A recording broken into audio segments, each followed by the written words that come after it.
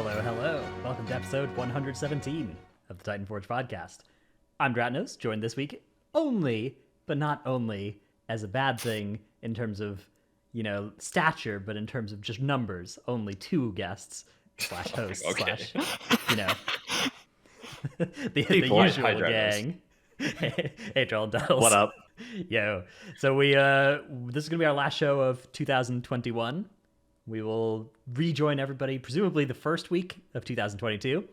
But yeah, next 2 weeks our show would be on Christmas Eve and then New Year's Eve, which are we decided to take those ones off.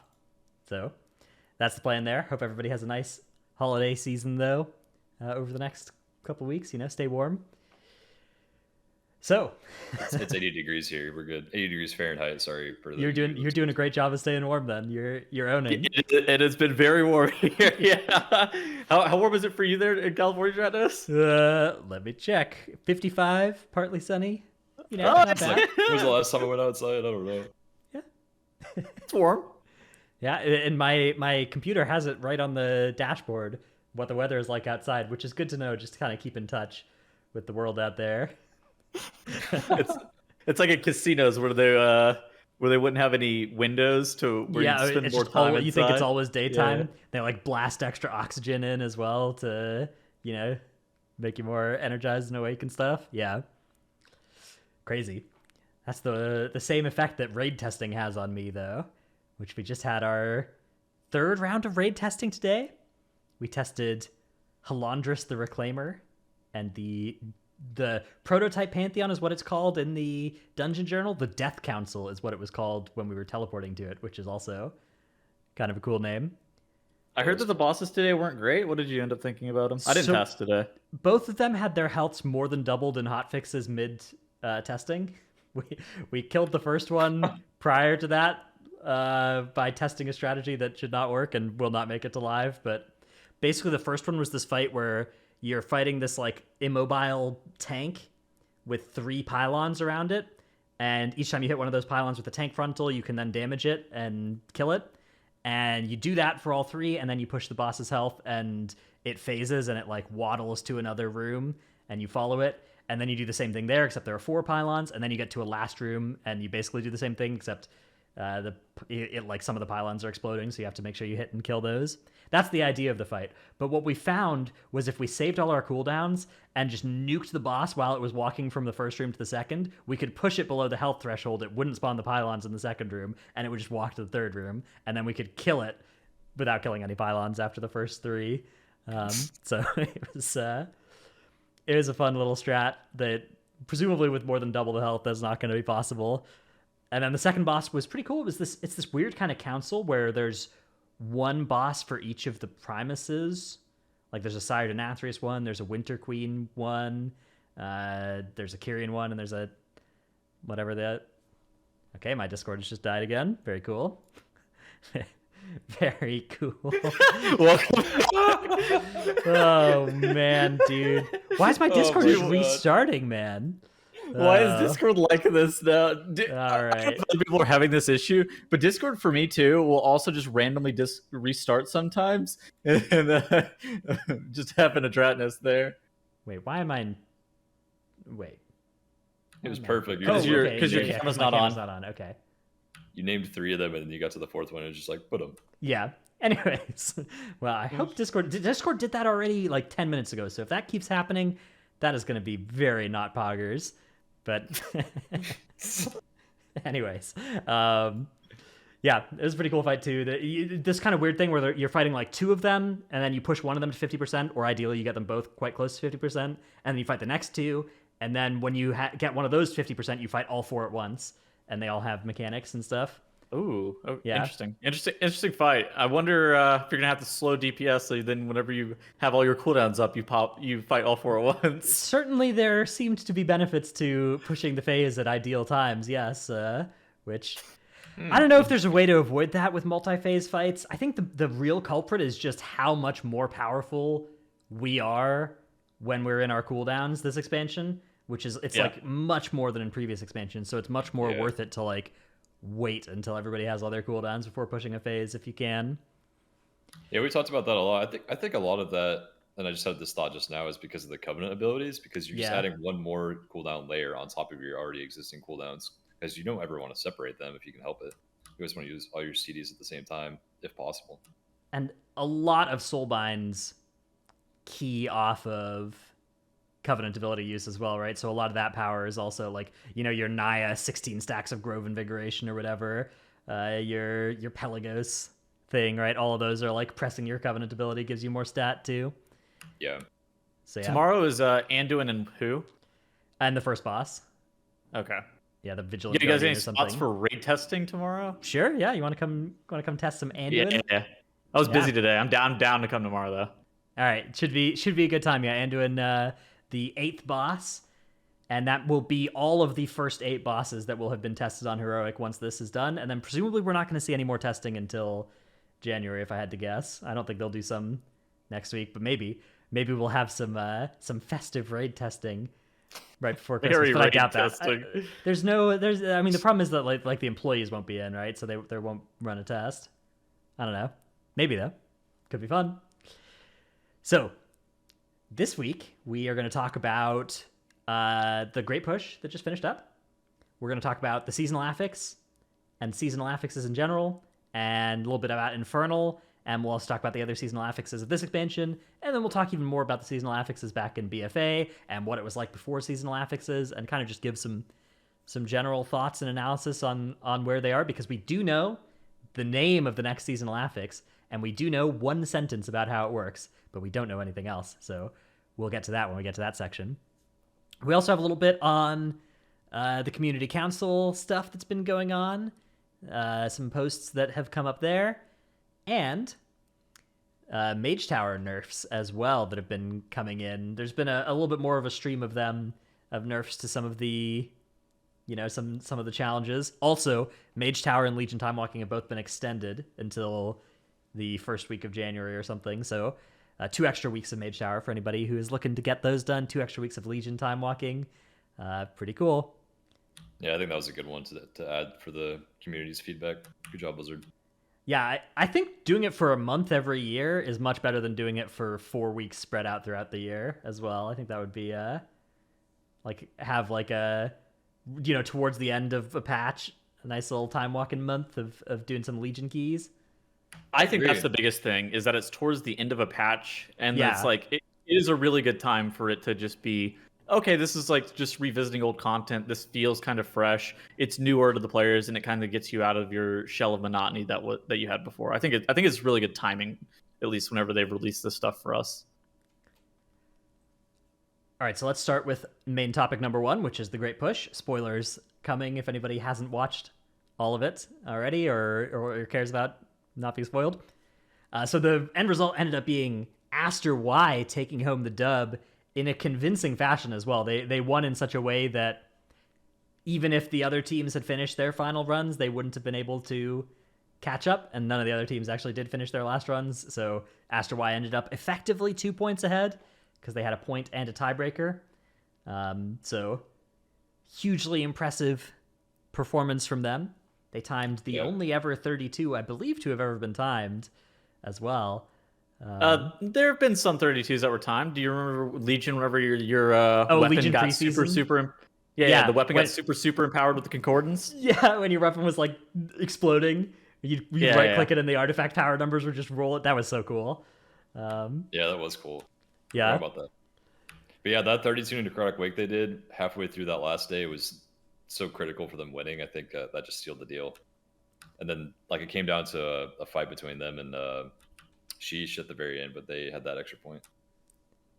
Yeah, they so they went for 2 on the Court of Stars at the end as well. If they had failed that, let me see if I can pull up the scoreboard. Oh yeah, they just skipped 28 and just kept trying 29. Yeah, that was scary. They did this 29 that it could have been a 28.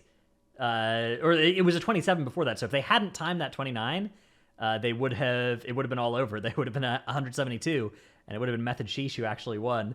And then Echo Guardians could have even won under those circumstances as well, because if Echo Guardians had timed their 32 Necrotic Wake they were in at the end, then they would have had 173 points with the tiebreaker as well. So it was another crazy great push where when the time was hit, this time there were only 3 teams that could have won. Last time there were 4 teams that all potentially could have won when time was called at the end of the last day.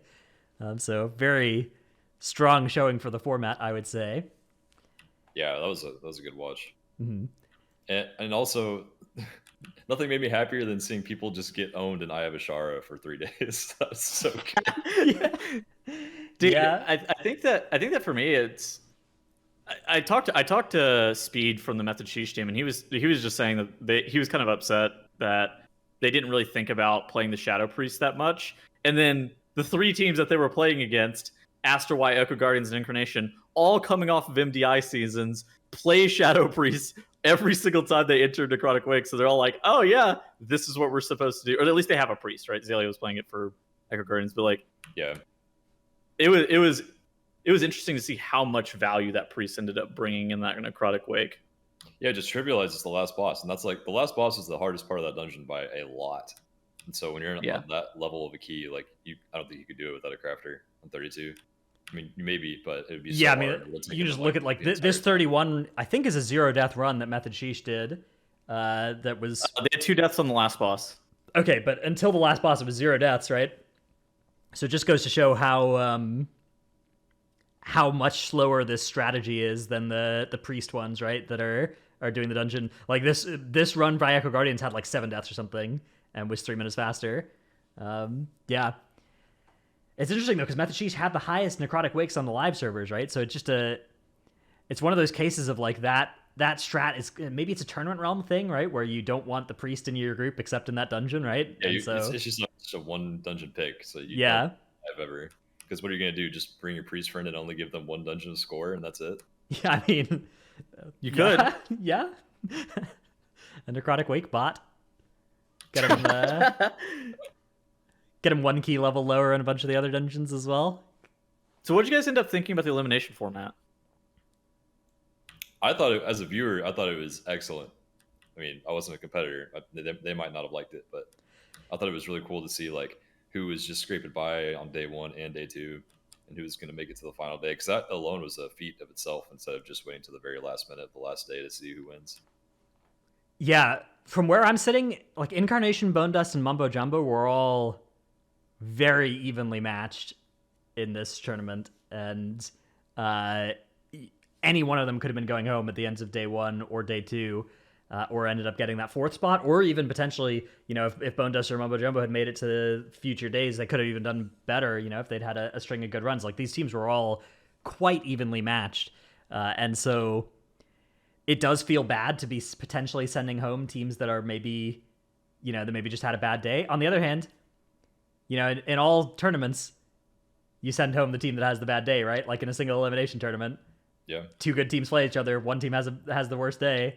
They get sent home. And if you talked about removing that elimination element from those, you'd be like, okay, well, why are we watching these playoff games, right? If it doesn't matter who wins or loses, right? And similarly, I think adding the elimination to the Great Push was really good for watching day 1 and watching day 2 and not just watching day 3.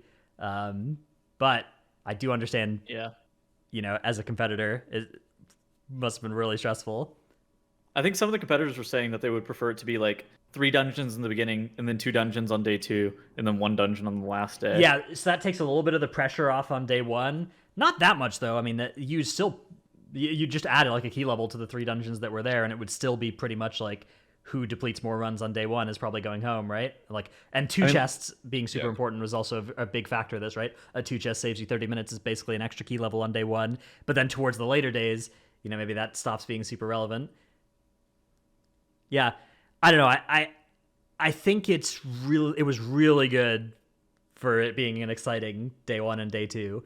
So I would really not want to take it away, but yeah, I mean, and like day 1 or day 2, I can't remember which one it was, but I was really worried about Incar not making it that big. Both days. Both days. Yeah, I was like, oh my those god. Days.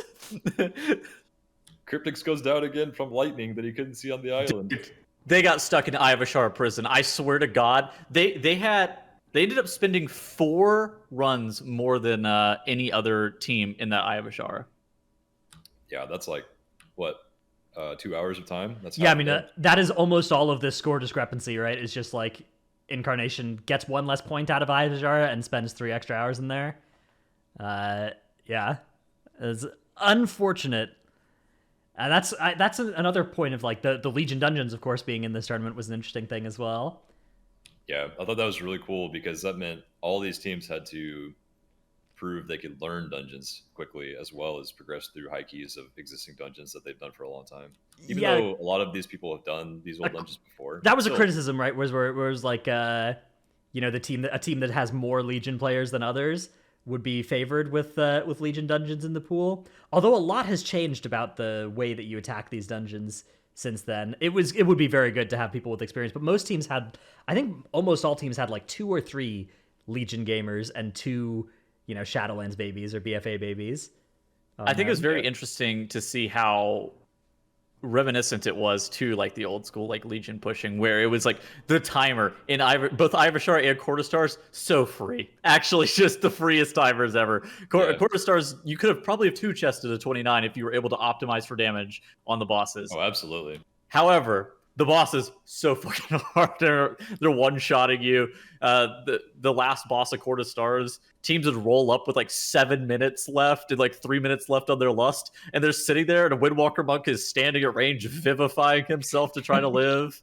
He's using Aegis every other piercing gale or whatever it's called too. To live. Was he wearing Aegis? Yeah, on one team he was. I think on Echo. Oh, that owns. Exactly, stuff like that. That is very Legion-esque, where you just wear a tank trinket through the whole dungeon to live.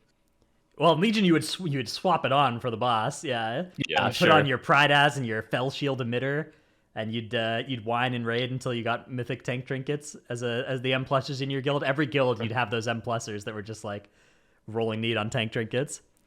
Yeah, the 3 Quarter Stars 29s, I think, were all watching the ways that the guild or that the teams attacked those last bosses was really cool because they all had such like coordinated firepower plans for it.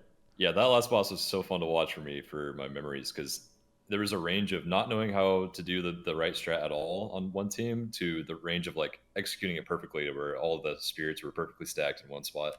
And then like a bunch of teams in the middle were just learning that strat on the fly, so their strat of stacking those spirits was pretty messy, and they were kind of scattered. Like Incarns was pretty messy because they just barely learned it, but that was great to see. And even the team that didn't do the strat at all still managed to kill it on 28, I think. Bone Dust?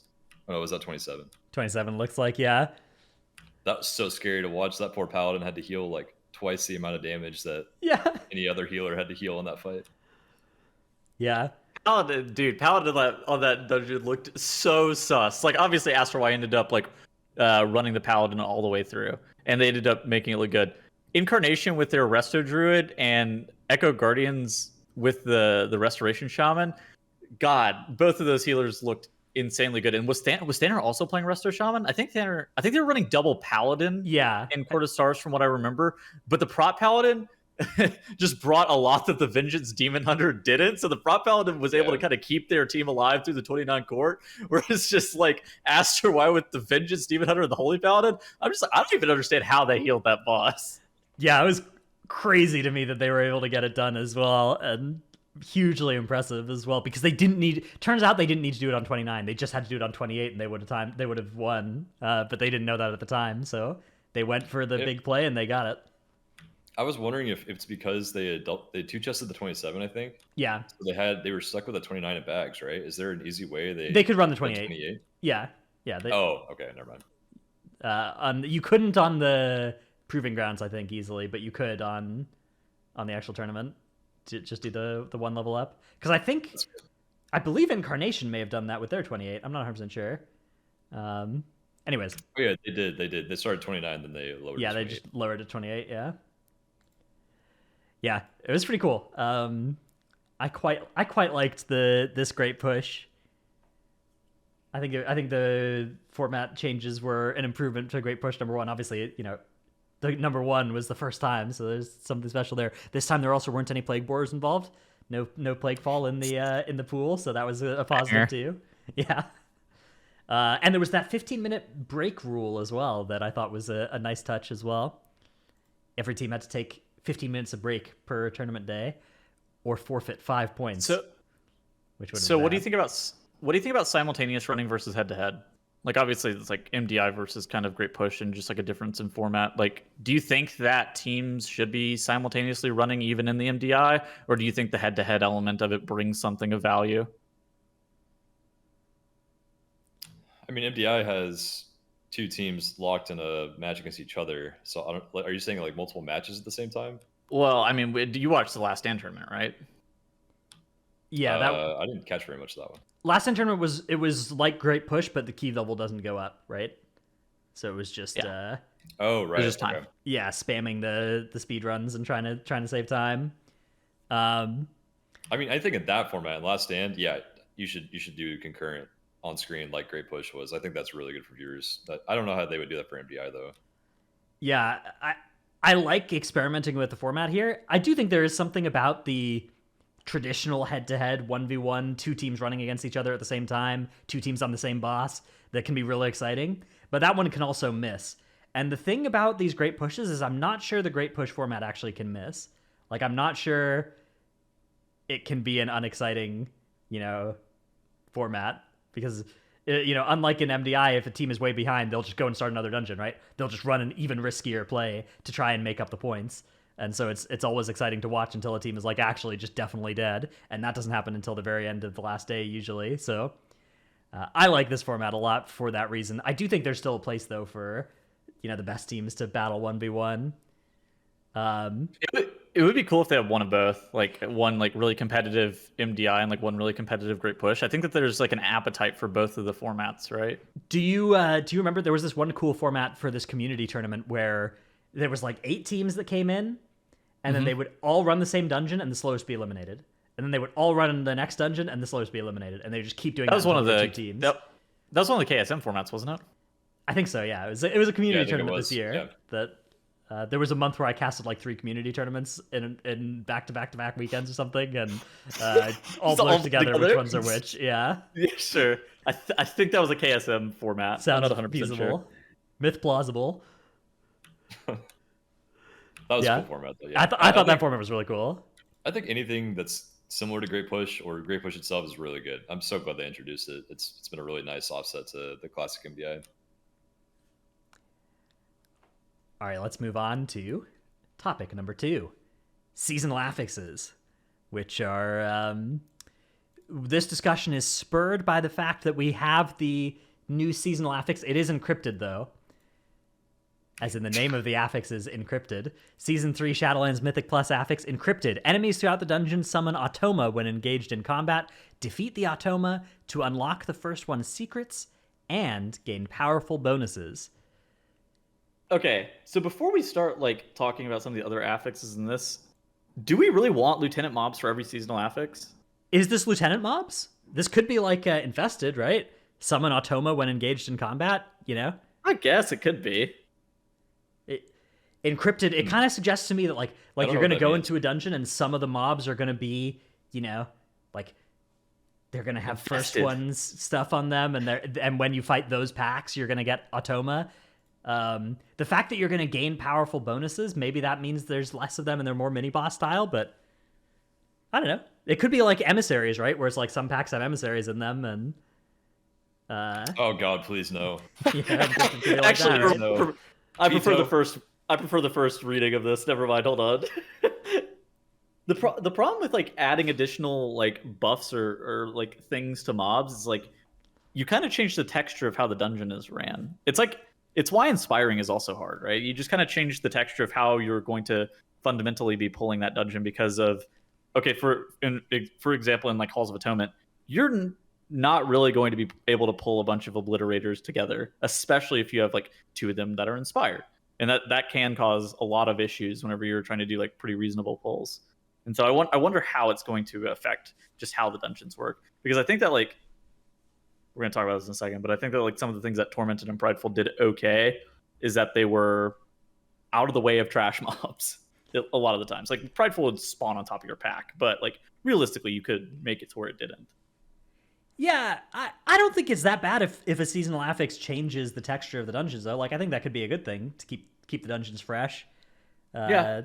Yeah, I think it's good when it changes how you pull from season to season, but not when it changes week to week within that season. Right, that was a thing that Beguiling did. Another thing, like Yeah. the powerful bonus side of this, I think is pretty important too, because if the way that it's changing the texture of the dungeon is just that like there are a bunch more gatekeeper level difficulty packs, honor guards from a Taldazar level difficulty packs in the dungeon, right? Like if that's the way that this works, there's just a bunch more packs that become impossible or close to it. Then that's the case of like, all right, I hate this. That was what like Void Week and Tides Week were like in a lot of dungeons in season 3 Imagine of if they BFA. imagine if they put a Void Emissary in the tree pack and Yeah. Mists, so you had to fight that pack. Yeah. Or toss some tides with some casters, that kind of stuff, right? I think that changing the dungeon's texture by purely making some pulls that you're used to doing really hard, even though that will make you pull some new stuff, I don't like that as much as the idea of like, oh, the powerful bonuses means that now this pull is like worth doing, and this pull is now possible because of the bonuses you got off that previous pull. Like those sorts of things are really exciting to me. That was something I was hoping Tormented would do, but the anima powers didn't represent enough of a power spike to let you do some crazy pull, really. What if you had minions that followed you around? Like, what's his name? Popo? Yeah, whatever his name is. Yeah. Yeah. What if you just have Popo follow you around and beat up mobs for you? Honestly, I hope it's something that similar to the effect that the lanterns and Sanguine Depths give you, which is like a really, really big power spike, but for a short time, instead of like a smaller power spike for the rest of the dungeon, for the whole dungeon. like Tormented gives you. Like, I think if something gave you, like, you kill this Automa and it gives your whole party 100% movement speed for a minute, that'd be sick, Or if it gave everyone, like, 50% more health or something. Something that you could decide what to do with in the dungeon at a specific time to use, like, a big buff would be really cool. Yeah. So let's talk a little bit about the comparison then to other seasonal affixes and what we liked about them. Because to me, that sounds quite a bit like Prideful, right? Like, Prideful was the short burst of huge power that you got after killing the Prideful, right? It was like, God, what was it? It was infinite mana, and it was 30% damage and healing, right? Something like that. Yeah, I think so. Like I think it's 30% already. Wow. I already just completely out of my head. Unfortunately, all I remember about Prideful is how overtuned the damage was on those things. Yeah, you were just like, oh man, that would be nice, but I can't kill a Pride in a 29, so I'm not gonna get that buff. I think that what Pride did well is like it was like very strong and polarizing for the dungeons, and it really, whenever you got the buff, you felt like, damn, I'm about to blast Hakar. Like, it came to the point where you needed the Prideful buff to be able to kill Hakar on high enough levels, or you would like match it with Lust or a bunch of your CDs and stuff like that. And you really kind of able to utilize it. But I think what it did poorly, like you said, it made the dungeon to the point where you would, in a Halls of Atonement on a 29, just leap off the ledge to where you didn't have to fight the Prideful, or you would skip every single Prideful you potentially could because you'd have to commit so many CDs to it.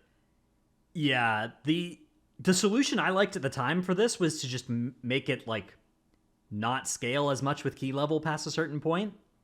Like, if it had just stopped scaling past level 20 or past level 15, or if the scaling factor was reduced, right? Instead of gaining 10% health and damage per key level, it was gaining 5% or something past 15. Yeah. That would be those would have been, I think, ways to stop them from being things that you wanted to skip versus things you wanted to kill and get the benefit from. Which I think it is unfortunate when the bonus is not enough of a carrot to be worth the stick. Yeah, the stick was just way too much to handle. That, like, you'd have to use all your CDs just to get the buff, and then the buff is something that you want to use with your CDs, so it was pointless at a certain point in key level. I did think it was interesting as well, the 20% thresholds, because the previous time they did that was Reaping in BFA Season 2, and I loved Reaping. Reaping was probably the most fun seasonal affix I've played, just in terms of like you're not having to like think about how to use it. You're literally just like, oh my god, it's AoE time, I'm pogging off, right? But the 20% for Prideful felt a lot more restrictive, because if you spawned a Pride at a bad time, it was catastrophic. And so it ended up... Most routes ended up being like, okay, we're spawning the Pride here, and we like, what if we pull this pack instead of this pack? Well, that screws up the Pride count. instantly just don't consider that anymore. And so I do think that was a bit of a like I don't think that was necessarily a predictable problem with Prideful, but I do think that's something to know going forward now about the way those 20% work.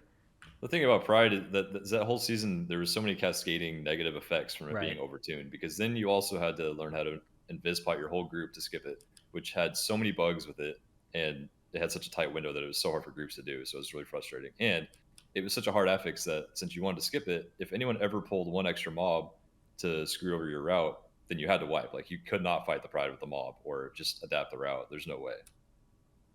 Yeah, so it was pretty inflexible for routing and for like reactive gameplay within the dungeon, right? Of like, oh, this happened, so here's how we'll play around it. It's like, oh, this happened.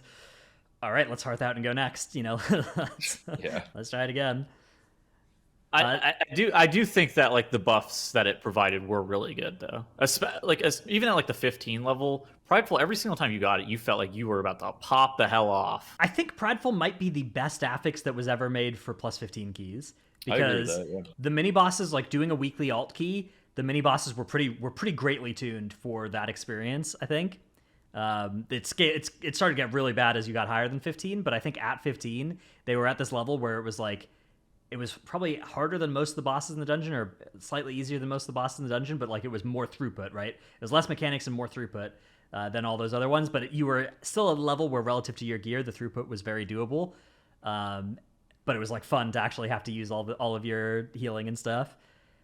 And then you'd get this huge bonus and you'd be like, all right, let's go. Let's make something happen. Yeah, that's cool.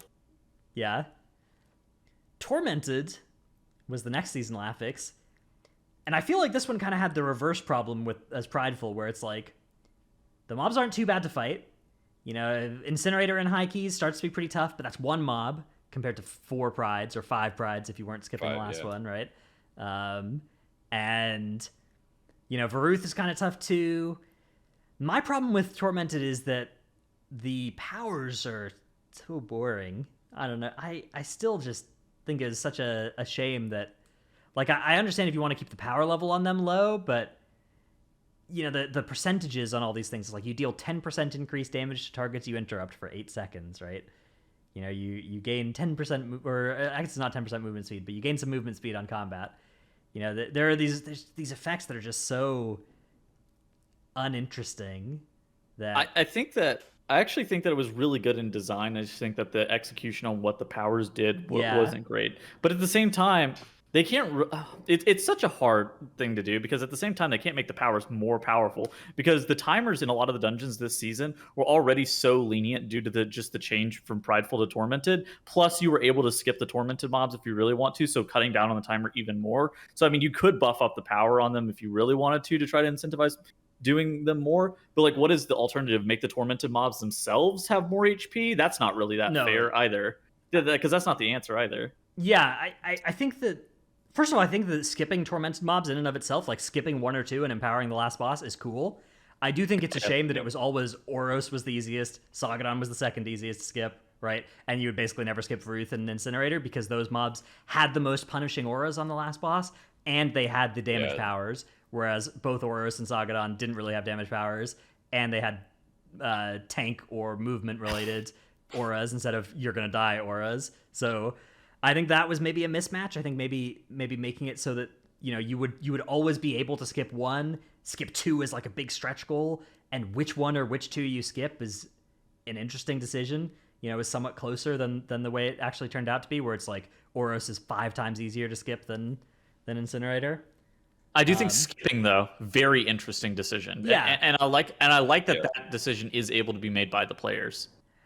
I think the powers, if the powers wanted to be less, to make them interesting but not more powerful, I think going for situational stuff would be kind of cool. Like going for because there's a lot of Torghast anima powers that sort of fit into this, where it's like, when you interrupt something, you also purge it and soothe it, right? Like that power would be a very interesting one to throw onto Oros, right? And you'd click it in some dungeons, and you wouldn't need it in some groups, and you would need it in some groups, and I think those sorts of effects would have been an interesting way to play around with this, and to mitigate one of the problems with dungeons, which is, some weeks you need a soothe or whatever, some dungeons you need a purge.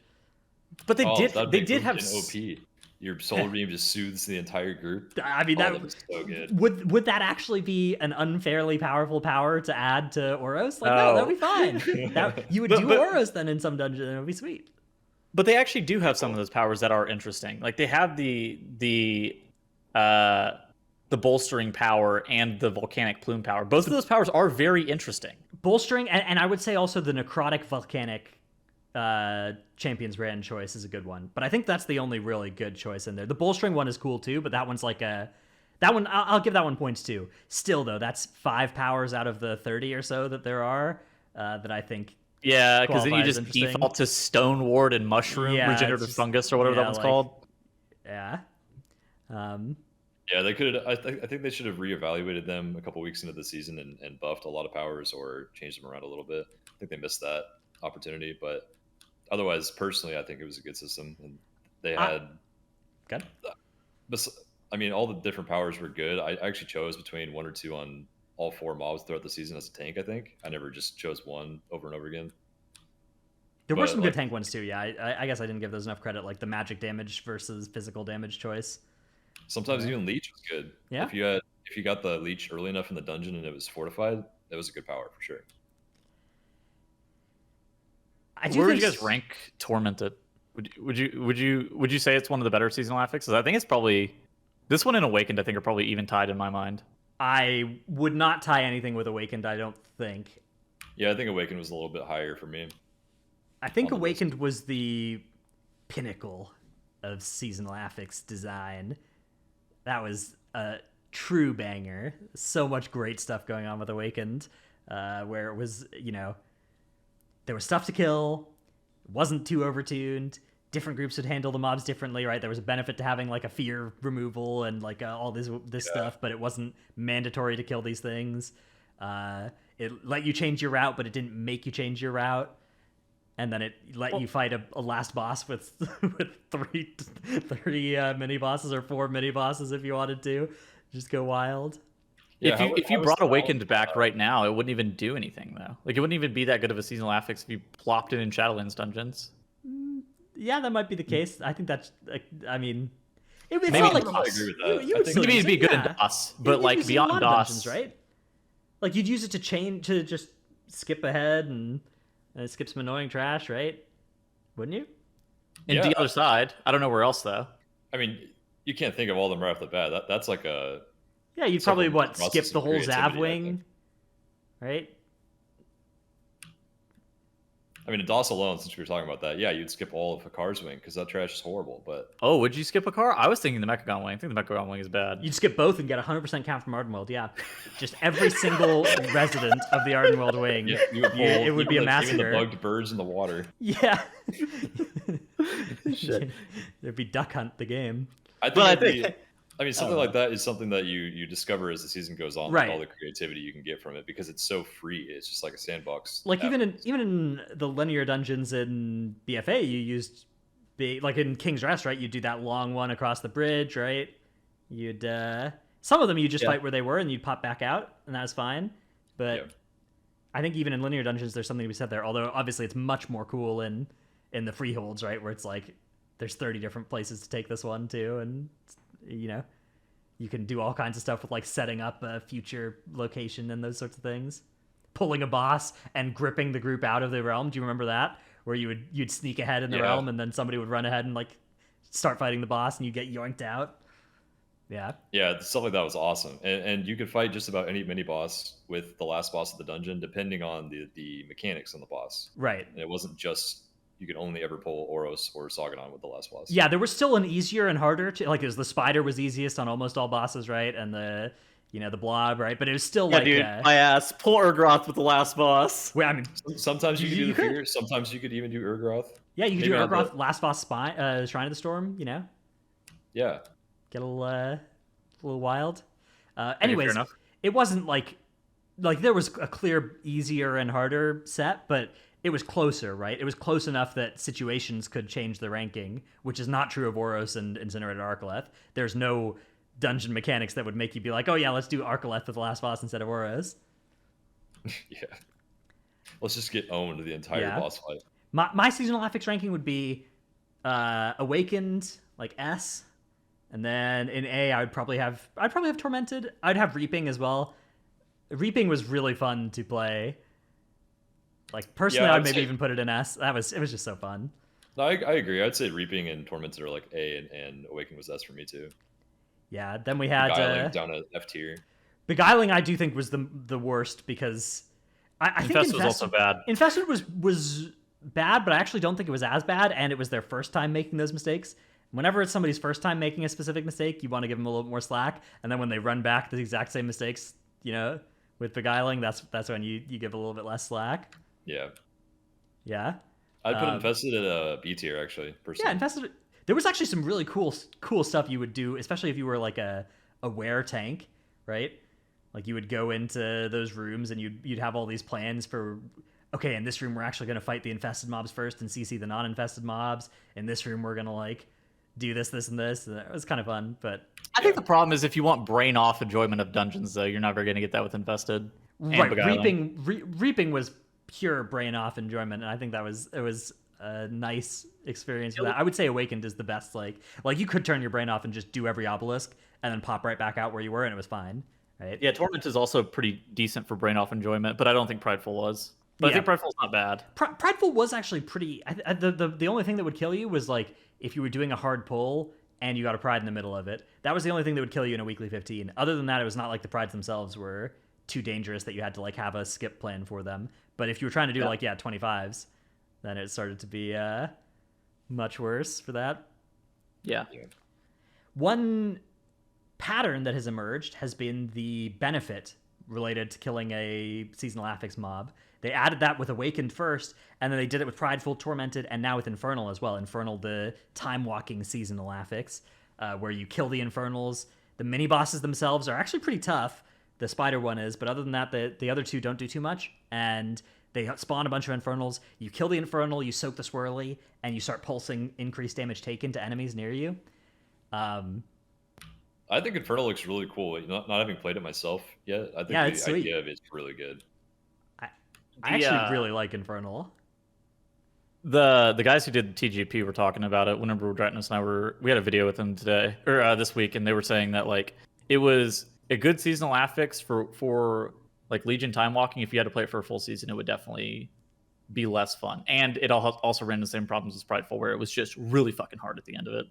The Spider on a high keys, the Spider one was doing some numbers to the group. Yeah, there were a couple of groups that wiped to it even. So yeah, that definitely.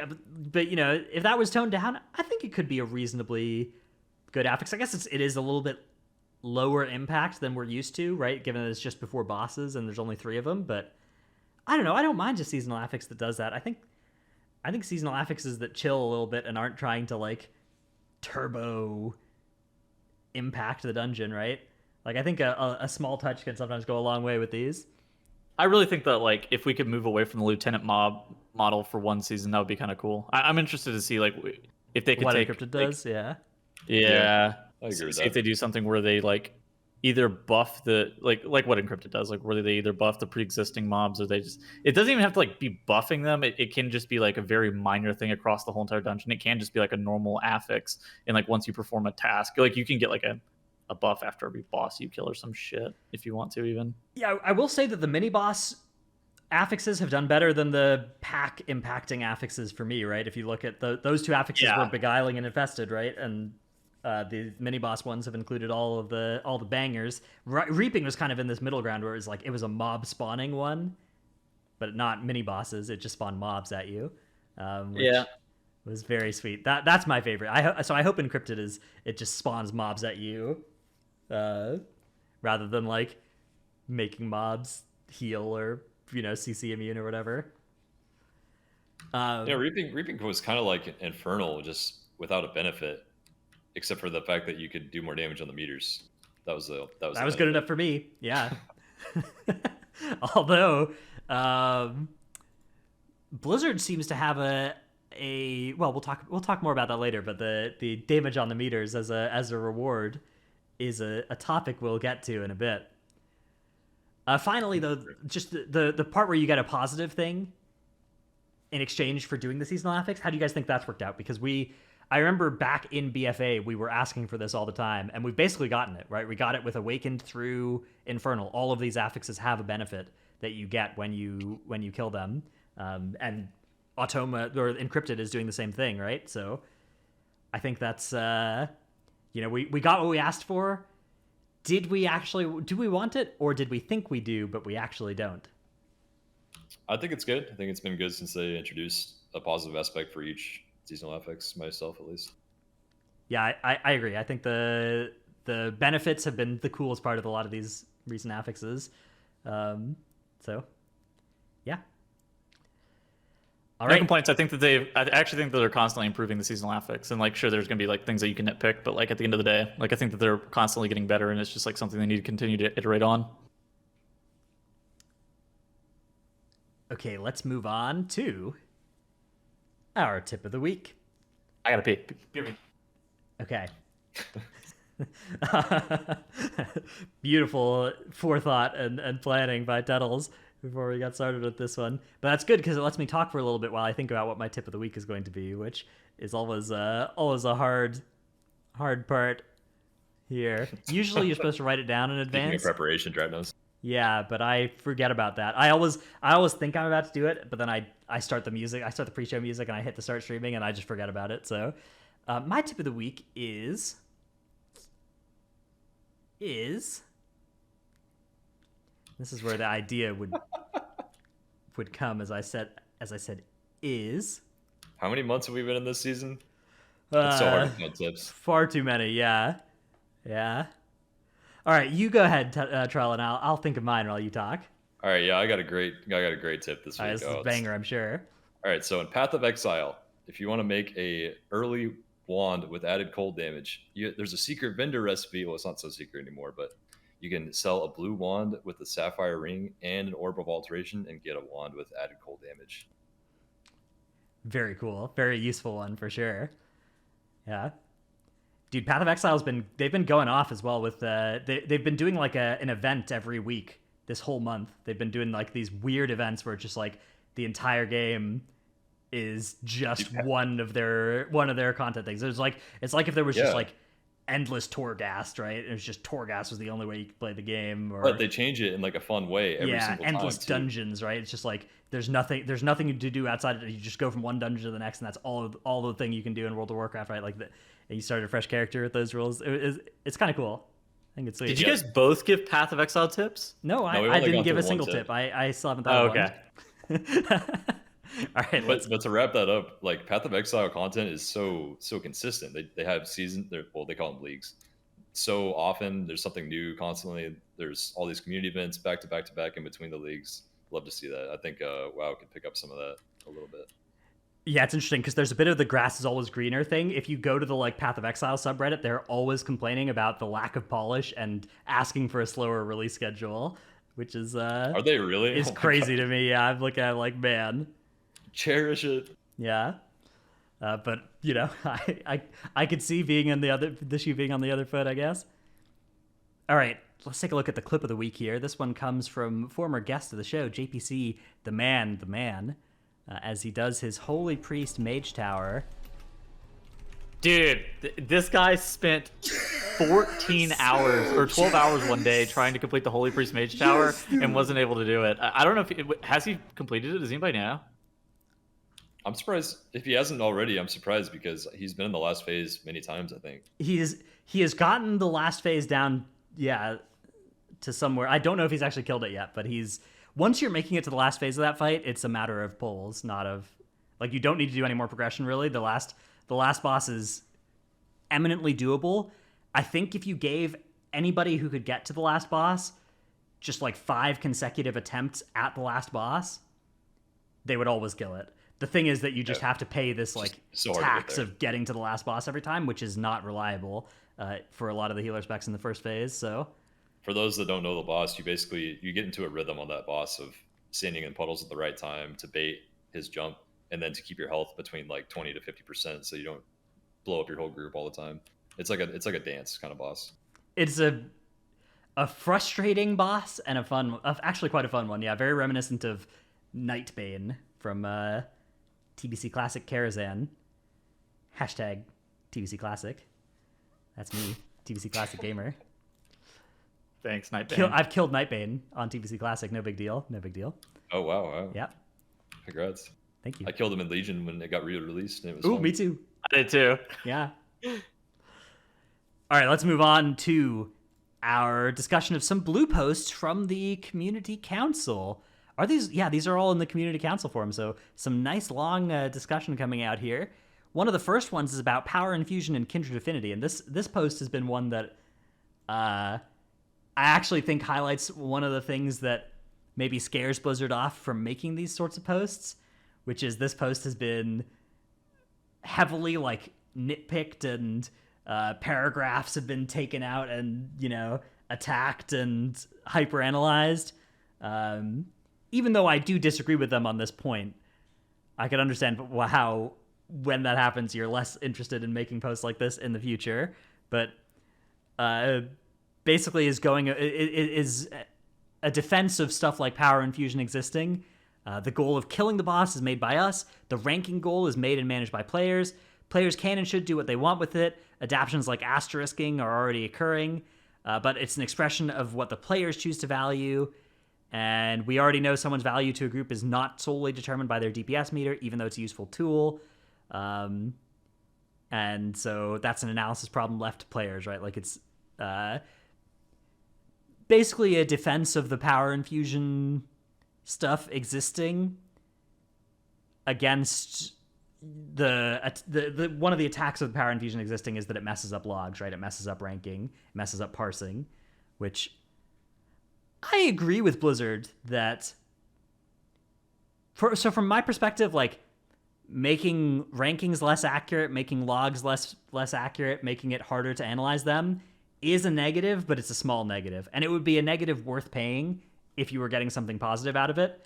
But you're paying this cost and then you're actually getting negative gameplay experience, in my opinion, of Power Infusion gameplay, which I don't find to be fun to be involved in on either side.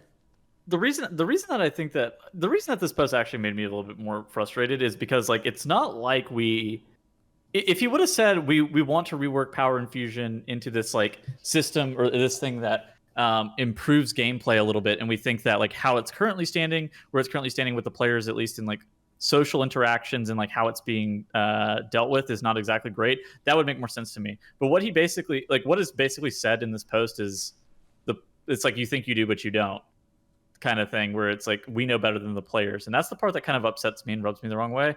It's not just about parsing either. It's like right, the social tension bit here. Yeah. Also, like so the time that PI is cool is in the situation where it actually like makes a difference in your fight, right? Where it'll like make you push at a different time, where you're actually able to notice that a class or a specific encounter is like made easier by Power Infusion. Those are the times that it's cool. In 9 out of 10 other situations, it is just being fed to the person who gains the most out of it. And then it obviously causes social tension, but it's just like annoying to deal with just as a whole. And I think that there is like room to make something like this better. I just think that what Power Infusion is currently doing is not that, but that was not what was said in the post. And that's why I'm frustrated. Yeah, there's so many situations where it's just frustrating because like say you're in a raid group and you don't have a priest at all, and you just suffer without PI, and you see all these other raid groups just breezing through this mechanic because they happen to have a priest, or you're on a class that would normally get the PI on a fight, and you're looking at logs trying to justify your lower damage, and you're like, oh, well, they just have PI. Every single other player has PI. Yeah, I actually don't have an issue with those problems so much myself. To me, the thing is just like, if you play a priest, you have this button, Power Infusion, and you press it on yourself and it feels great. And you have this button that is really cool and gives you a bunch of haste, and that's fun. And then the optimal way to play it in a raid situation, if you're a healing priest, or in Castle Nathri if you were a Shadow Priest, not currently if you're a Shadow Priest, but potentially next tier, is going to be, and actually on Sylvanas it was optimal for Shadow Priests in a lot of cases to do it for other people as well, is going to be to take this button that you can press to make your gameplay feel better, and instead press it on somebody else. And I don't think that's a fun gameplay pattern to have be optimal. Yeah, that's a good way. We had that with Covenant abilities too. Like, can you imagine if Conqueror's banner is the top throughput for both DPS specs of warrior. That is like so unfortunately unfun. At least that one does buff you too, right? It's not like you have this button you press in the outdoor world that is fun, and then you press in raid to buff somebody else, right? Like that. Yeah, I have a much less win-win, problem right? with Conqueror's Banner. I just I think Jarnos' point is that when it's a win-win, it's fine. When you also get the benefit, no matter what, it feels good still, and it also feels good to help someone else in a meaningful way. But when it's a win-lose, when you lose your functionality and give it to someone else and they benefit only from it, it's not fun ever. The banner situation is kind of comparable to that, where it's like I don't play my Kyrian or whatever that is more damage because I have to play the banner, which is the group buff that we need or something. So it's sort of similar there too, where it's like if Conqueror's Banner is good, and it feels less good than the good Covenant, the fun Covenant buttons, then it is pretty similar. But just Conqueror's Banner alone. Shamans are sorry. Good. Yeah, I was gonna say even enhancement shamans are complaining about Wind Fury Totem though, right? Like the stuff like that doesn't feel that great whenever you like group wide buffs that are. I mean, like nobody ever complains about Bloodlust. Nobody ever complains about like. Well, that's because three classes get Bloodlust, and you need one in your 20 to have it, right? Like you almost always have Bloodlust. And it gives it to the whole group, right? Not just one person. But it gives it to the whole group is the thing, right? Yeah, that's true. That's like the actual reasons that it gives it to the whole group. I mean, people complain about like Arcane Intellect, but they don't complain about it in like the sense of like, they don't complain about it that like Mage has it. They complain about it in the sense of like more abstractly. It's stupid that raid buffs exist and like Mage is getting a free ride of a spot because of the raid buff. It's not about like the Arcane Intellect itself per se. Right. I will say, I mean, yeah, I don't like the effect that Mystic Touch and Chaos Brand and Arcane Intellect and Battle Shout and Fortitude have on raid compositions. We've talked about that in the past, where I think that it would be better if everybody had those and they stacked, or nobody had them at all. But I think Power Infusions is a more important, a more pressing issue. I think how do we think that they fix this? Like, for me, I think you could fix Priest pretty easily by just making it always buff the Priest and someone else at the same time without the Legendary needed. Yeah, so that would address the main problem I have with it. It wouldn't address the log problems or the the people arguing about who should get PI problems. Although it would address those in the case where one of the people arguing is the Priest, but it wouldn't address them where it's like a demo Warlock and a Fire Mage are yelling at each other. Those sorts of things. But yeah, I don't have a problem with those. Those aren't my issues with the Power Infusion actually, as much as it is not fun to have a button I press that makes somebody else have a more fun gameplay. Yeah, I don't know how you would fix something like Druid, where if you're a Druid spec that has to pick Kyrian for the benefit of the group, and you lose out on all your other Covenant choices because you have to take a power that you're going to give to someone else because that's the most benefit. That sucks. Stupid. It's stupid. It's not fun. Like, and it's not like I really want to be cautious here, because I don't want to come across as like just completely whining about this whole entire thing, because I think that Blizzard should be allowed to like reiterate on cool system ideas and like cool designs. But and I don't want to just like be super doomer all the time, but this is one that I feel like they should look to reiterate on, not completely axe. And I see a lot of people complaining about it and be like, oh, you should just remove it. And I don't think that you should necessarily remove it. I think that there's like a level of reiteration that could happen though that makes this a little bit better. Yeah, I agree. I think any kind of buff like that should just be baseline on the class. It shouldn't be a big choice you have to make. I mean, maybe it can be, I don't know, but I think PI is the best example of it's just baseline, and there's a way to make it feel a lot better for the Priest already. All right, the next post we have from the Community Council is about PTR testing and announcing it with pretty short notice. And so this is a little bit of discussion about how they do it, which is the week prior to the test, they confirm which bosses are ready for testing, ask the designers to have them in a stable and testable state by the end of the week. The weekend before, we generate a new build, and then while there are bugs, we want to make sure that it's not super bad, right? Wasting players' time, which even still sometimes bosses make it to PTR where it's like they have to switch the order of the bosses because the first one is just unplayable, or they have to, push testing back while they actually fix something. And then once they fix major issues, have QA's blessing, which is hard when you fired half your QA people. We put the new build on the PTR and post our announcement for raid testing.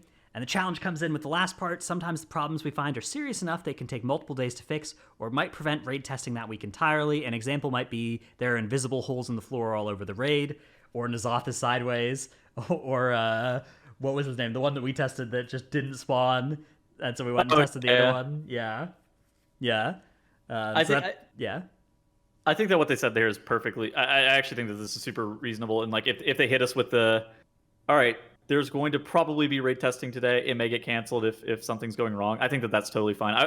I wish the same thing happened with their patches as well. Kind of like they would be like, these are the 3 weeks that we believe that the patch probably is going to land in. It may get pushed back, but this is what we're aiming for right now. I think that if they're just a little bit more transparent with the release dates and stuff like that, I think that COVID's impacting their stuff a lot, but it would at least make for, I mean, for us at least specifically, it would make for better experiences. Yeah, I understand this, but I actually think they should and will continue to do what they do, which is not announce things before they're pretty certain that they're going to be at the times they announce them. It's just like it's one of those things where people talk about liking the idea of, you know, getting this sort of a range of when stuff might happen and uncertainty, but you know, I think if Blizzard actually said, "Hey, we're going to do PTR testing this week," and then they were like, "Actually, we're not going to," I feel like that would actually be a lot. People would be a lot less happy than they claim they will be in advance when they're just like, "Yeah, just tell us, it'll be fine, we'll understand."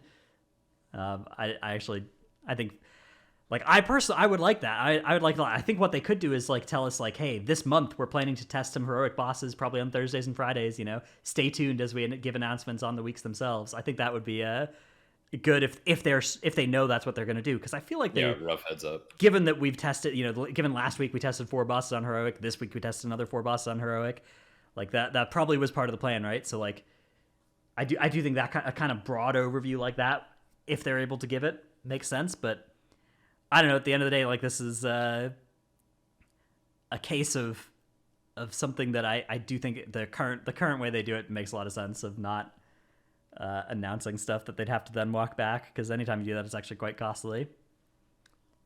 But I do like the way that they've tried to explain where they're coming from and asked for what people actually think at the bottom.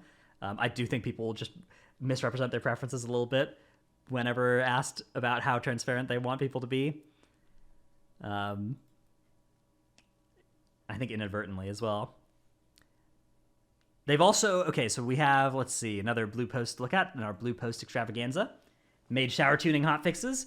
The they nerfed the tank ones a little bit, 0.5 yards off of the decay aura on Inquisitor Varus for Guardian Druids. Wow. Wowie. I don't, like, why? Maybe that makes it so it's roarable from outside or something now? I don't know. It already was roarable. Yeah, but it was really tight, right? It was like a... Yeah, it was tight, I guess. Yeah. And then Netherstorm no longer recasts immediately after being silenced or interrupted as well. Big. That's like that. I don't like that change, personally. Dude, really? It was part of the challenge, skill. It's a critical skill as a tank to know which casts recast and which casts don't in keys. And raid, honestly, for some ads. Bro, did you not get insta-killed by accidentally GCDing yourself on NCAP for one fucking global? Of course I did. I got killed by it like 3 times, but right. I think That's the point is, skill. If Trell got killed by it, then it's something that he got better at because he got killed by it, right? And now new tanks doing this aren't going to have that privilege.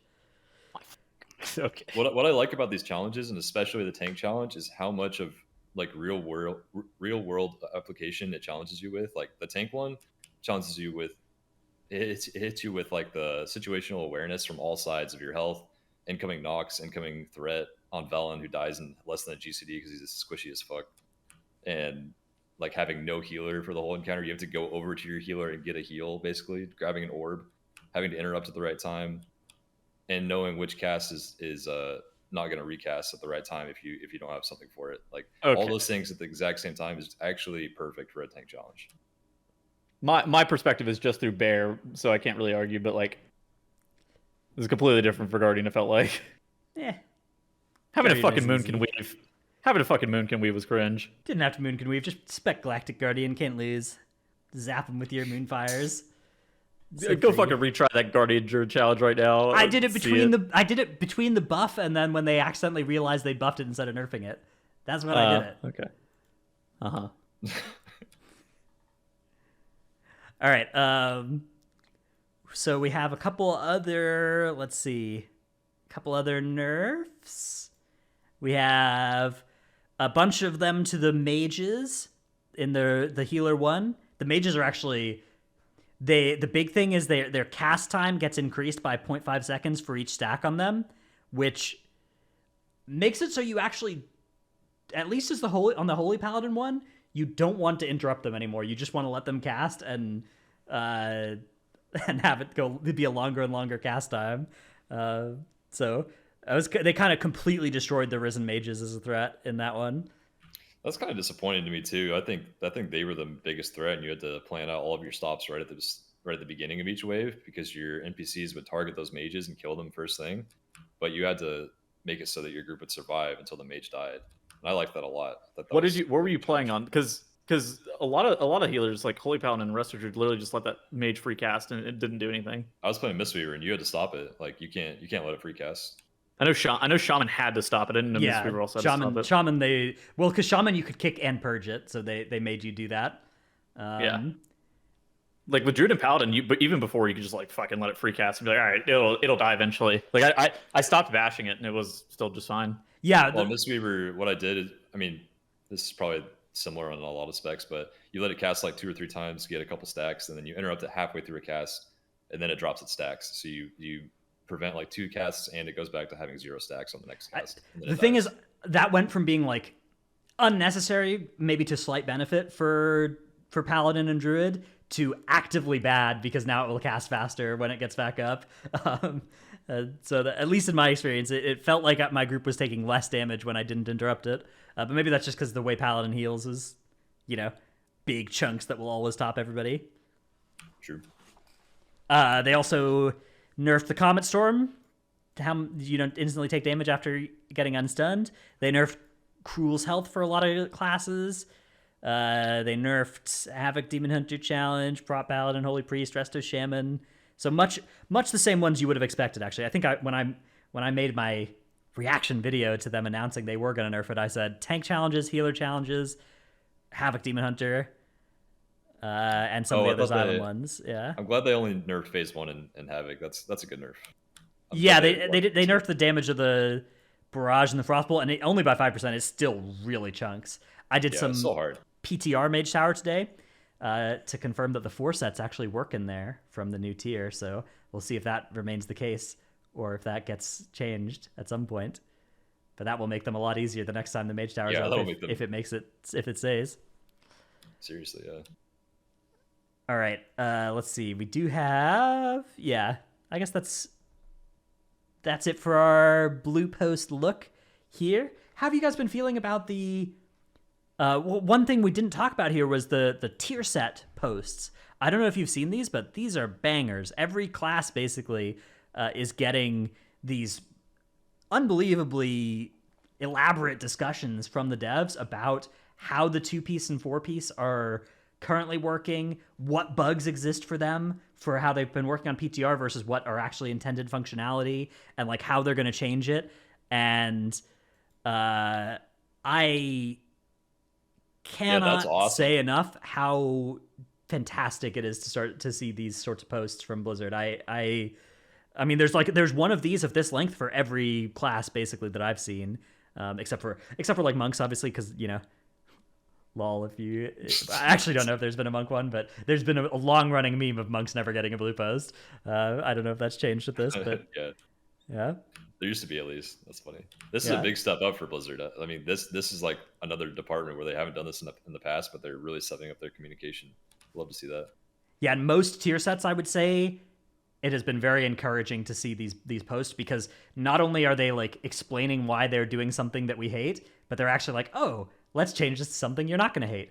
Like this change to the Frost 2-piece bonus is a banger. This is going to make it so much... not just numbers wise, but this is going to be really fun gameplay instead of really unimpactful set bonus. So I am very, very, very encouraged about the way the set bonuses are looking here. I'm very encouraged by the way that these are written. They're clearly written by somebody who actually really understands what the class is trying to do, and the set bonus they're trying to make, how it's supposed to work, and Yeah. That alone is a great sign. Is when you can Right. tell that the author of this knows how the class functions and all the little intricacies. That's such a good sign. Because in the past they haven't done themselves some favors. Like they, I think people have been split on how much they believe the devs of certain things know each class, but they've never made it like these posts make it obvious that they do know what they're the way the specs function. Which, even if that's always been true, it's nice that they're making sure everybody knows now. That's definitely something that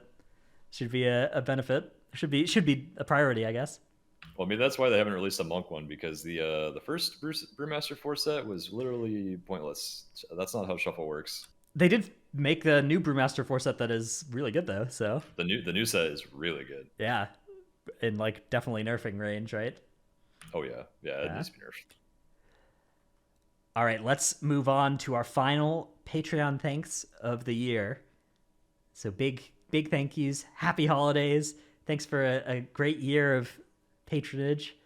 To Paulitoad, Breaker of Chains. My Rafflecopter has entered the server. Schwa schwa schwa. I assume that's something you type out, and then with TTS it sounds like a copter maybe. Do you know those things where it's like text to Yes, speech? I know what those things are. Yes, thank you, Boomer. Whatever I've happens. watched Quinn's stream before. Quinn Stream has some nice ones. My favorite is where they'll put like spaces to predict where the streamer will respond, and then they'll have a prediction for what that response will be, and then they'll have a witty retort into the TTS. Sometimes they get them really good in those streams. Whatever happened to Dratnos' main basement captive? Did Dratnos eat them? Ja, Dratnos' Dino Pillow, Chromed, Trekkie, Tettle's Catfisher, Chewy, Balance Druid, Owl or Moonkin is nerfed significantly, aka Boomkins. This one requires requires a little bit of favor of artistic license with where the acronym is coming from. For instance, Moonkin, we're getting the M and the K from Moon and Kin, but I'll allow it. Delete is back on the war crack. Our thoughts are with him in these trying times. I assume that's Warcraft, but it could be Warrior, but I assume it's Warcraft, just in general. It's a drug. Oh, I see. Hopefully it's not crack. Yeah, hopefully not actual crack. we don't support that one here on the show.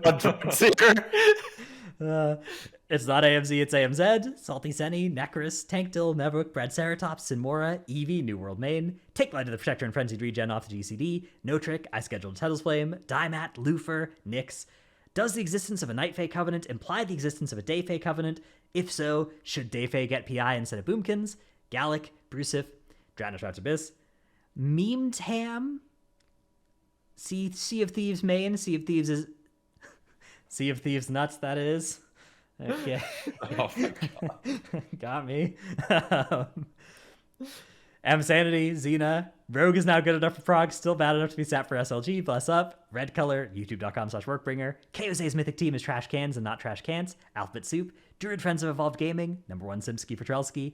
This is Beans. Someone put beans inside Lurka's computer. Do you guys know this meme?